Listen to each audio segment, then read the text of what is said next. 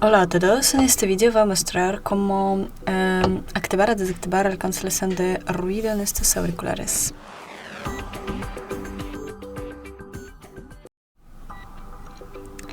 Y para ello